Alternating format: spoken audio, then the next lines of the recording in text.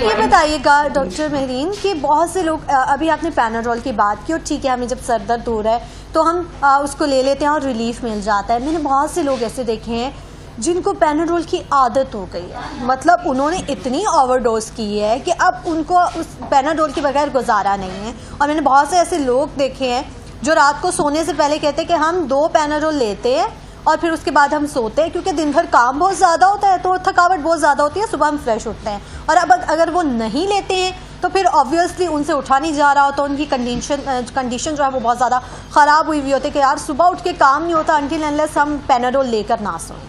तो ये ओवरडोज जो लोग कर रहे हैं ये तो बहुत ज़्यादा हार्मफुल है, एडिक्शन हो जाती है। यही बात की है फर्स्ट के सीवियर अगर हेडेक आपको है तो फिर आप ये काम कर लें कि आप ले लें, लेकिन ये चीज अगर किसी को आप अपनी आदत बना लेते हैं, एडिक्शन पैनाडोल बेसिकली उसकी 4 ग्राम डे मैक्सिमम डोज पैनाडोल की, आप उसे 3 डे तो कर नहीं सकते। और ये 4 ग्राम भी एक बहुत मैक्सिमम लेवल पे मैं बात कर रही हूँ, 500 मिलीग्राम की टैबलेट है हमारी पैनाडोल।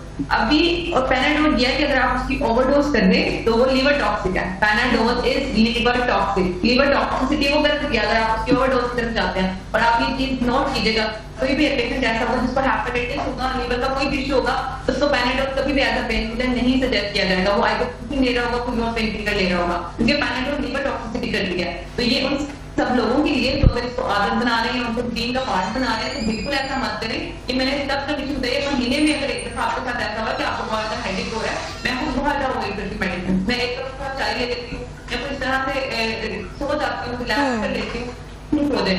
अगर नहीं भी ठीक होता तो फिर ये महीने में एक दफा की बात है कि अगर आपके पास ऐसी कंडीशन रोज इसको करना तो अल्टीमेटली मैं आपको कोई कहूंगी पैनाडोल इज लीवर टॉक्सिक।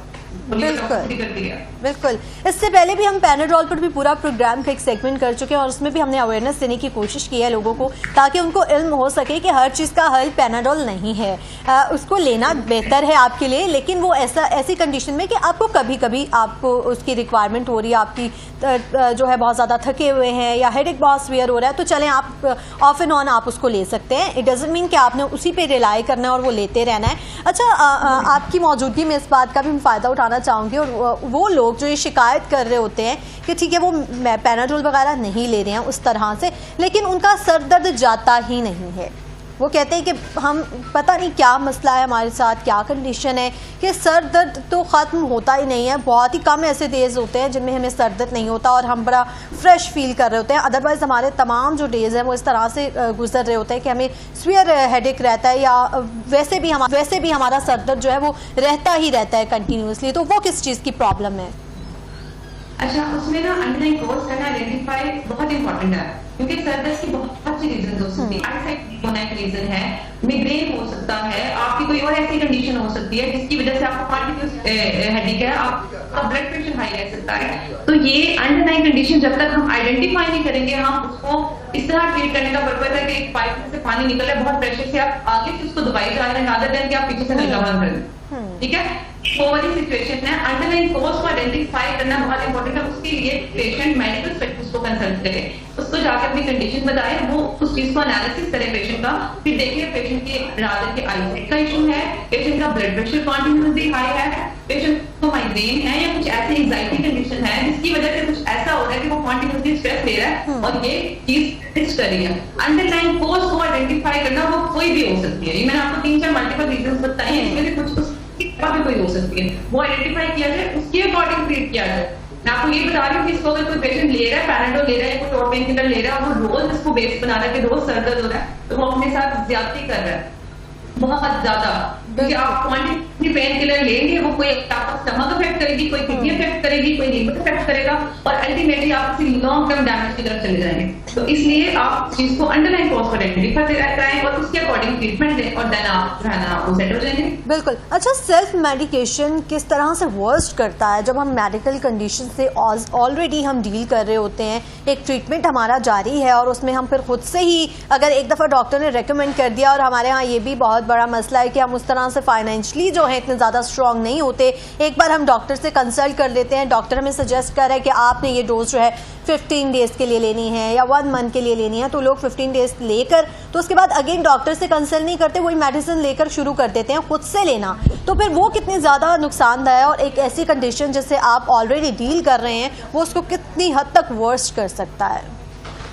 अच्छा, जो मेडिसिन होती है ना उसके 2 पैरामीटर्स होते हैं, एक होता है अंडरडोज, एक होता है ओवरडोज। अगर आप अंडरडोज की तरफ चले गए हो थेराप्यूटिक इफेक्ट नहीं आएगा, आपका लेना ना लेना बराबर है। और अगर आप ओवरडोज की तरफ चले गए हो तो आप तो टॉक्सिसिटी की तरफ जा रहे हो, आपका कोई ऑर्गन टॉक्सिक हो सकता है, किसी ऑर्गन के ऊपर डैमेज हो सकता है।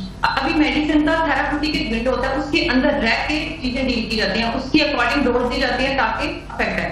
अब इस केस में अगर कोई पेशेंट ऐसे कर रहा है, उसको लेनी है फॉर एग्जांपल फॉर 1 मंथ और 15 डेज तक करके उसे स्विच कर दिया, रीजन भी कि उसके पास और पैसे नहीं है, उससे लग रहा है कि मुझे रिलीफ मिल गया और मैं आगे इसको फर्दर ना प्रोलॉन्ग करूं, तो उससे क्या होगा। मैं आपको यही बात कर रही हूँ कि टीबी के पेशेंट्स अक्सर ऐसे होते हैं कि उनकी ऐसी मेडिकेशन होती है बहुत ज्यादा उसके ऊपर अडहियर रहना पड़ता है। जिस टाइम पे जिस वक्त पे उन्होंने कहा कि लेनी है उससे नेक्स्ट डे भी दे, और जो लोग नहीं अडहियर करते हैं फिर वो सफर इस तरह करते हैं कि दोबारा आते रहते हैं और फिर वो दोबारा के कोर्स स्टार्ट करते हैं अपना 9 मंथ्स का या 6 मंथ्स का, तो वो चीज जिक्र कर देते हैं वो लोग। इसीलिए जो आपको डॉक्टर सजेस्ट करे एक उस चीज को कराएं एंड देन फॉलो अप लें, उनसे जाकर पूछें कि सर ये कंडीशन थी मैंने तब तक की है, आगे फर्दर क्या रिकमेंडेशन है।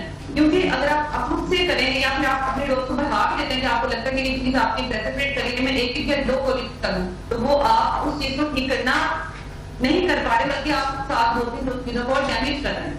तो इसीलिए जो अंडरडोज या ओवरडोज दोनों काम खराब करते हैं, बिल्कुल हम लोग एक ऑप्टिमम डोज देते हैं जो ही थेराप्यूटिक इफेक्ट देगा, अदरवाइज पेशेंट सफर करेगा, या वो अपनी मर्जी से एक गोली को 2 करेगा तब भी सफर करेगा, या वो एक गोली को आधी करेगा तब भी सफर करेगा।